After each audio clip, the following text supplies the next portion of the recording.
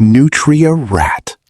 Deep in the suffocating swamps of southern Louisiana, locals hunt and consume a massive, semi-aquatic rodent with razor-sharp, bright orange teeth. The nutria was never supposed to be in America. Brought over from South America in the 1930s for the fur trade, they escaped during a hurricane and unleashed an ecological apocalypse, devouring the root systems of the wetlands. In a desperate attempt to stop the destruction, the government placed a bounty on their tails, and local chefs began trying to convince the public to eat them. Nutria meat is dark, extremely lean, and carries a pungent, swampy flavor that tastes like a twisted cross between rabbit and murky river water. Despite state-sponsored campaigns encouraging people to consume the invasive pest, the psychological barrier of eating a 20-pound swamp rat has kept it in the darkest corners of Cajun survival cooking. Fried brain sandwich. Before the late 1990s, the streets of the American Midwest were hiding a dark, biological gamble disguised as lunch. Originating in St. Louis, Missouri during the late 1880s, this sandwich was born out of pure industrial desperation.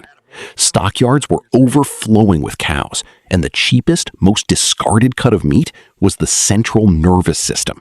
Sliced thin, heavily battered, and deep fried to mask the terrifyingly soft, gelatinous texture, it became a staple for working-class immigrants. But the tradition hid a silent killer. In the late 90s, the outbreak of bovine spongiform encephalopathy, mad cow disease, turned this cheap meal into a potential death sentence. The prion disease destroys the human brain, turning it into a sponge, and it cannot be cooked out. Overnight, federal laws banned the sale of brains from cows over 30 months old. Today, the few taverns in Indiana that still serve it have quietly replaced cow brains with pig brains. But the metallic, iron taste of the original remains a haunting memory of American industrialization. Scrapple. Created in the shadows of the 17th century Pennsylvania Dutch colonies, Scrapple is the ultimate monument to not wasting a single drop of blood. When a pig was slaughtered in the freezing winters, everything that couldn't be sold, the snout, the liver, the heart, the skin, and the leftover bones, was boiled down into a gray, murky broth. The butchers would thicken this visceral stew with cornmeal and buckwheat until it congealed into a dense, rubbery block of gray matter. Once cooled, it is sliced and fried in its own fat. To this day, the exact ingredients of commercial scrapple are deliberately obscured under the label of pork-byproducts. Biting into it gives you a terrifyingly complex flavor, metallic from the organs, earthy from the grains, and a texture that is crisp on the outside but disturbingly mushy on the inside. It is the taste of absolute survival, a food eaten not for pleasure, but to cheat starvation. Rocky Mountain Oysters. The name is a deliberate historical lie. Found across the American West, in states like Colorado, Montana, and Idaho, these are not seafood. They are the severed testicles of young bulls, pigs, or sheep. When cattle ranches expanded in the 19th century, spring branding meant the castration of thousands of young calves. The cowboys, isolated in the brutal wilderness, threw the severed glands directly onto branding coals to eat them.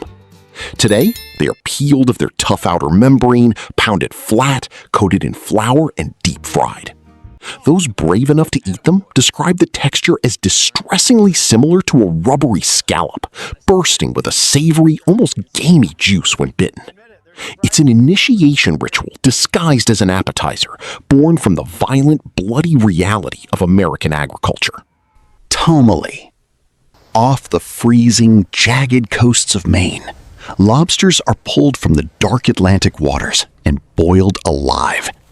But the most dangerous part of the animal isn't its claws. Crack open the shell, and hidden inside the body cavity is a bright green, gooey paste known as tomalley. This isn't just fat. It is the lobster's hepatopancreas, an organ that functions simultaneously as a liver and a pancreas. Its sole purpose is to filter toxins from the ocean floor. While fine diners consider its intensely concentrated, briny flavor a rare delicacy, they are playing a game of biological roulette. During periods of red tide, the Tomalley absorbs and concentrates paralytic shellfish poison. This neurotoxin is entirely invisible, cannot be destroyed by boiling, and attacks the human nervous system within minutes, leading to numbness, paralysis, and in extreme cases, respiratory failure. Every bite is a calculated risk. Chitlins. Behind this southern staple lies one of the darkest chapters of American history. Chitterlings, or chitlins, are the boiled and fried large intestines of a pig. During the era of slavery, plantation owners kept the premium cuts of pork for themselves, leaving only the most unsanitary, dangerous offal for the enslaved. Preparing them is a tortuous process. The intestines must be meticulously cleaned and boiled for hours to remove the remnants of feces and harmful bacteria like Yersinia enterocolitica, which can cause severe intestinal infections. The boiling process fills the air with a pungent, stomach-churning odor of decay and barnyard waste that embeds itself into the walls of the house. Yet, through incredible culinary resilience, this symbol of oppression was transformed into a centerpiece of soul food. The rubbery, chewy texture and aggressive, earthy taste are a direct link to a past where survival meant consuming the inedible. Muktuk. In the blinding, freezing isolation of the Alaskan Arctic, the Inuit people consume a food that defies every modern culinary rule. Muktuk is the raw skin and blubber of a bowhead or beluga whale, sliced into cubes and eaten completely uncooked. In an environment where nothing grows, this thick layer of fat was the only source of vitamin C, preventing scurvy in the endless winter. It tastes like raw hazelnut mixed with the heavy, oily essence of the deep ocean, and its texture is so incredibly tough that it must be chewed for hours. But the warming oceans have turned this ancient survival food into a modern hazard.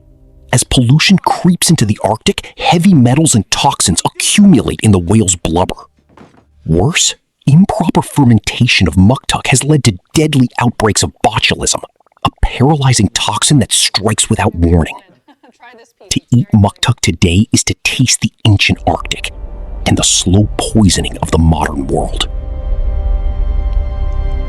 Geoduck.